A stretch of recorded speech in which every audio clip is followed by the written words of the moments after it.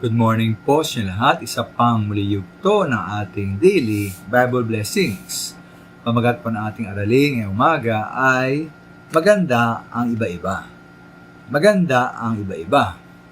Halimbawa po meron kayong kainan sa inyong malaking pamilya. Kaya nagkasundo ng pagkain po ay kanya-kanyang dala o potluck.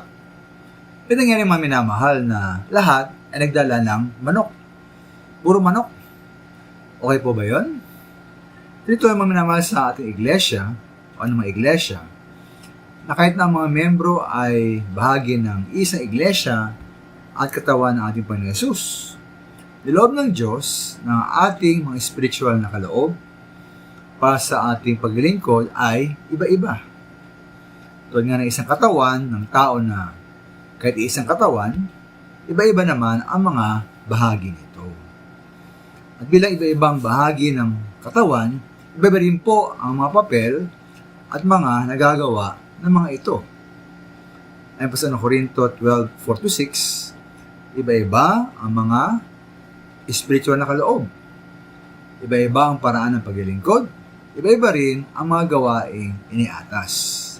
Sa verse 14, sabi po roon, ng katawan bilang larawan ng iglesia ay binubuo na maraming bahagi, hindi ng isang bahagi lamang. Sa verse 20, binanggit din na isang katawan na may maraming mga bahagi.